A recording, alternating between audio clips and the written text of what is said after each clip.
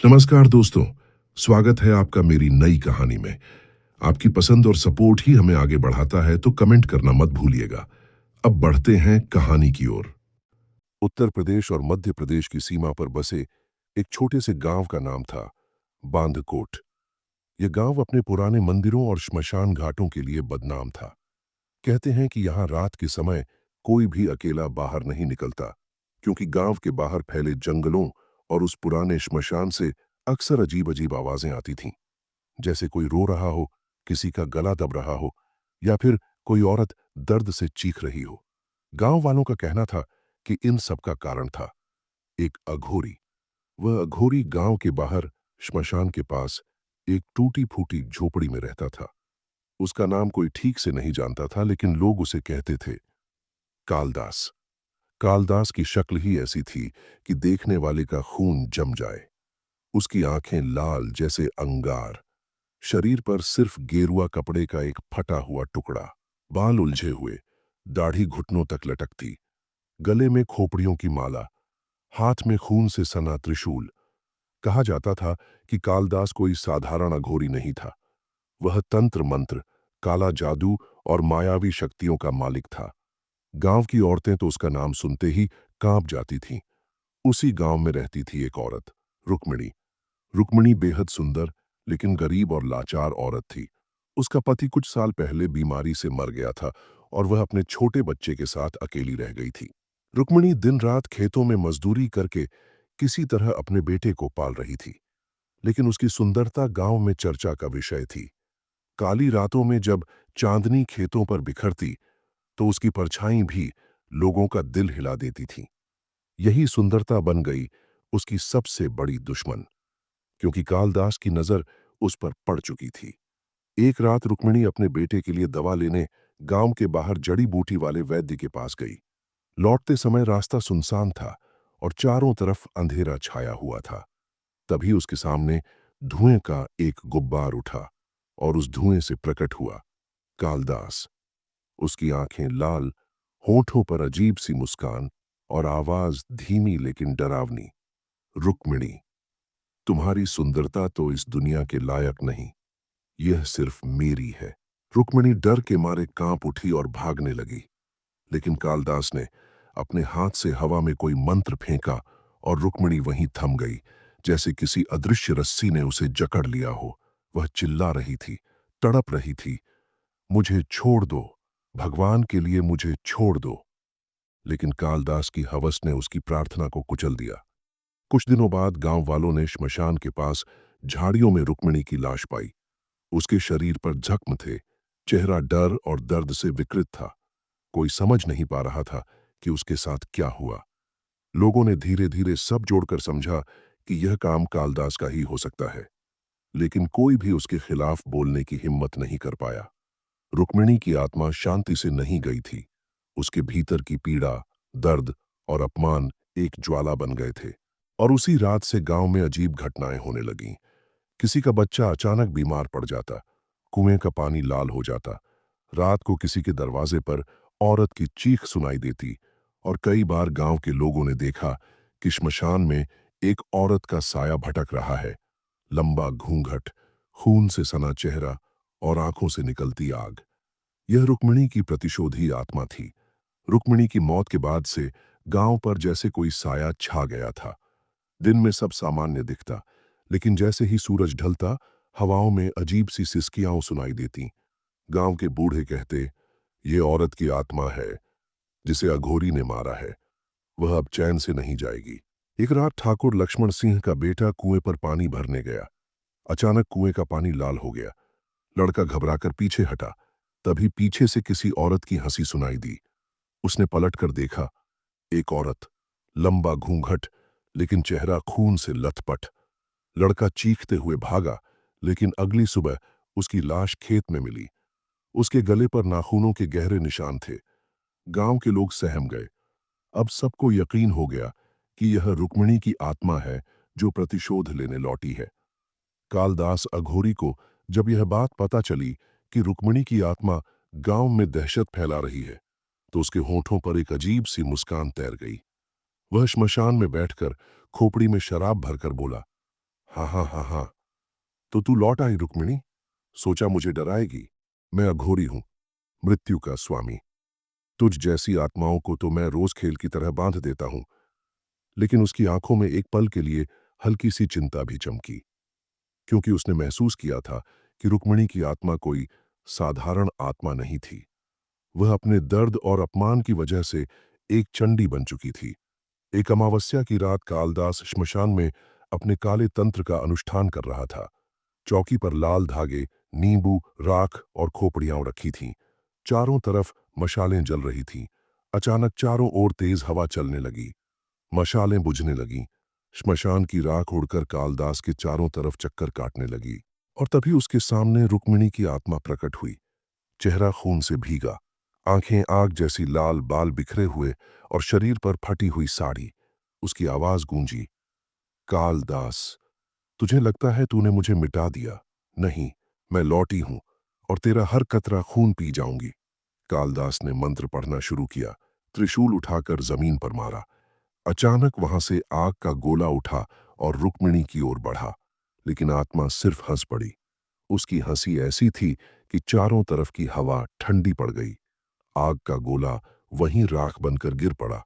यह पहला मौका था जब अघोरी के चेहरे पर डर झलक उठा। अब रुक्मिणी की आत्मा गांव पर टूटी। एक एक करके जिन घरों ने उसकी मदद नहीं की थी, जिन लोगों ने उसकी चीखों पर ध्यान नहीं दिया था, उन सब पर उसकी आत्मा ने कहर बरपाना शुरू कर दिया। किसी के खेत जल गए, किसी की भैंसें आधी रात को खून में लथपथ मिलती, किसी का बच्चा अचानक गायब हो जाता। लोग मंदिरों में पूजा करने लगे, लेकिन कोई असर नहीं। पंडित, तांत्रिक सब हार मान गए। सब कहते, जब तक कालदास जीवित है, रुक्मिणी की आत्मा चैन से नहीं जाएगी। यह उसका प्रतिशोध है। एक रात कालदास फिर से अपने अनुष्ठान में बैठा। उसने अपने चारों ओर सुरक्षा का तंत्र बना लिया था। लेकिन अचानक उसने देखा, उसके बनाए सारे तंत्र चक्र टूट रहे हैं।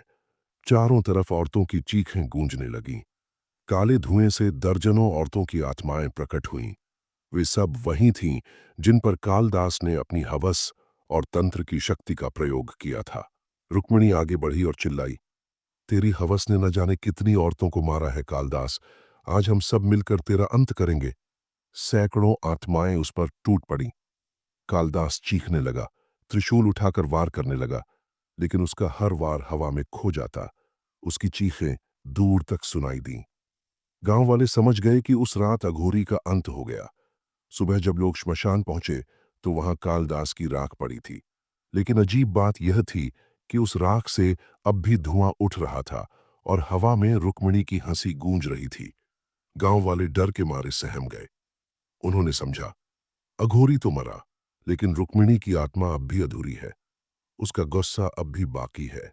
और तभी पास के मंदिर की दीवार पर खून से लिखा मिला, मेरी मुक्ति तभी होगी जब हर औरत की आवाज सुनी जाएगी। गांव वाले हिल गए। उन्होंने पहली बार महसूस किया कि रुक्मिणी सिर्फ अपने लिए नहीं, बल्कि हर अबला नारी के लिए प्रतिशोध की देवी बन चुकी है। गांव में एक वृद्ध पुजारी था, पंडित दयाशंकर। वह वर्षों से गांव के मंदिर में पूजा पाठ करता आया था। जब गांव में मौतों और घटनाओं का सिलसिला बढ़ गया, तो लोग उसकी शरण में पहुंचे। पंडित दयाशंकर ने सबकी बातें सुनी और बोला, यह कोई साधारण आत्मा नहीं है। यह एक अधमरे दर्द से पैदा हुई आत्मा है, जिसे केवल भगवान ही शांति दे सकते हैं। लेकिन जब तक उसके प्रतिशोध की आग शांत नहीं होगी, तब तक वह किसी को चैन से जीने नहीं देगी। गांव वालों ने रो रो कर कहा, पंडित जी हमें बचाइए। कालदास तो मर गया, अब हम और कितनी मौतें देखें। पंडित जी ने मंदिर के शास्त्रों से कुछ मंत्र निकाले और बोला, आज रात मैं श्मशान जाऊंगा, वहां उसका सामना करूंगा। रात का समय, आसमान पर काले बादल, जंगल में सन्नाटा, बस उल्लू की आवाज। पंडित दयाशंकर हाथ में गीता और त्रिशूल लिए श्मशान पहुंचा। जगह जगह अधजली चिताएं, राख और खोपड़ियां बिखरी थीं। श्मशान के बीचों बीच हवा का भंवर उठा और वहां प्रकट हुई रुक्मिणी की आत्मा। उसकी आंखों से लपटें निकल रही थीं। उसकी आवाज गूंजी, पंडित, तू भी उन्हीं में से है जिसने मेरी चीखें नहीं सुनी थीं। आज तू भी मरेगा। पंडित ने कांपते हाथों से गीता खोली और मंत्र पढ़ना शुरू किया। श्मशान में तेज हवा चलने लगी। राख उड़कर उनके चारों ओर घूमने लगी। कहीं से औरतों की चीखें सुनाई देने लगीं। रुक्मिणी आत्मा की तरह नहीं, बल्कि एक भयावह देवी की तरह सामने खड़ी थी। पंडित ने अपनी पूरी शक्ति लगाई। उसने मंत्रोच्चार किया। गीता उठाकर रुक्मिणी की आत्मा की ओर बढ़ा। कुछ पल के लिए आत्मा पीछे हटी। ऐसा लगा कि मंत्रों की शक्ति उस पर असर कर रही है। लेकिन तभी रुक्मिणी चीखी, तेरी किताब मुझे नहीं रोक सकती पंडित। मेरी मौत अन्याय थी, और जब तक औरतों का न्याय नहीं होगा तब तक मैं मुक्ति नहीं पाऊंगी। उसकी चीख के साथ ही चारों ओर बिजली गिरी। मंदिर की किताबें जल उठीं। पंडित जमीन पर गिर पड़ा और वहीं तड़प तड़प कर प्राण त्याग दिए। गांव वाले अगले दिन जब पहुंचे तो देखा, पंडित की लाश राख में बदली पड़ी थी और दीवार पर खून से लिखा था, यह मेरा पहला संदेश था, अब कोई मुझे रोक नहीं सकता। गांव की औरतें अब तक डरी हुई थीं, लेकिन धीरे धीरे उन्हें लगने लगा कि रुक्मिणी की आत्मा उनकी दुश्मन नहीं, बल्कि उनकी आवाज है। एक दिन गांव की बुजुर्ग औरत बोली, रुक्मिणी मरी क्योंकि हम सब ने उसकी चीखें नहीं सुनी थीं। अगर उस रात हम सब मिलकर उसके साथ होते तो शायद यह सब न होता। औरतों ने मिलकर फैसला किया, अब हम खामोश नहीं रहेंगी। अगर रुक्मिणी का दर्द हमें सताता है तो हम उसे शक्ति मानेंगे। उस दिन पहली बार गांव की औरतें मंदिर में इकट्ठी हुईं। उन्होंने ढोल नगाड़े बजाए, लेकिन भक्ति गीतों की जगह भयानक ज्वाला की तरह चीखें गूंज उठीं। लोग समझ गए, अब रुक्मिणी की आत्मा ने औरतों में प्रवेश करना शुरू कर दिया है। अब गांव में और भी भयानक घटनाएं शुरू हो गईं। आधी रात को किसी घर से औरत की चीख सुनाई देती। सुबह वहां खून से लथपथ दीवारें मिलती। बच्चे सपनों में वही दृश्य देखते जो रुक्मिणी ने सहा था। कुएं का पानी हर अमावस्या को खून में बदल जाता।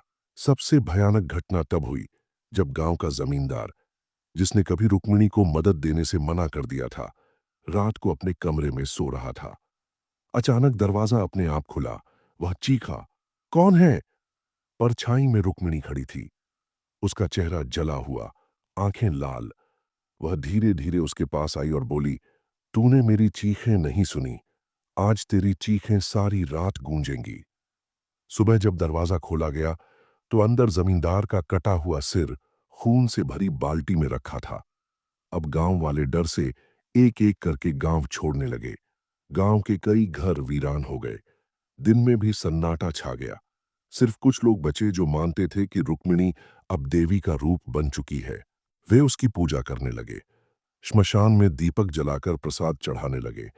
लेकिन यह पूजा भी डर से की जाती थी, क्योंकि सब जानते थे, अगर रुक्मिणी नाराज हुई तो खून की नदियां बहेंगी। कालिदास की मौत के बाद सबको लगा था कि उसका अंत हो गया, लेकिन सच यह था कि उसका शरीर भले राख हो गया था, मगर उसकी मायावी परछाई अब भी बची थी। एक रात गांव के बाहर जंगल में कुछ लकड़हारे पेड़ काट रहे थे। अचानक उन्होंने देखा कि सामने राख का ढेर उठ रहा है। उस राख से धीरे धीरे एक काला धुंधला रूप बना। वही लाल आंखें, वही खोपड़ियों की माला, लेकिन अब शरीर पूरा धुएं का बना हुआ। वह गरजा, मैं कालिदास हूं, मुझसे कोई औरत नहीं जीत सकती। रुक्मिणी, तेरा प्रतिशोध अभी अधूरा है और मैं लौट आया हूं। उस अमावस्या की रात श्मशान में भयंकर दृश्य था। एक और रुक्मिणी की आत्मा खड़ी थी, खून से लथपथ साड़ी, आंखों से आग, बाल खुले। दूसरी ओर कालिदास की काली परछाई। गांव वाले दूर खड़े यह सब देख रहे थे। रुक्मिणी चीखी, तेरी हवस ने मुझे मारा, मेरे अस्तित्व को कुचला, आज मैं तुझे मिटाकर ही शांत होऊंगी। कालिदास हंसा, तू औरत है, औरतें सिर्फ रोने के लिए बनी हैं। प्रतिशोध, ये सिर्फ मेरी दुनिया है। अचानक दोनों भिड़ गए।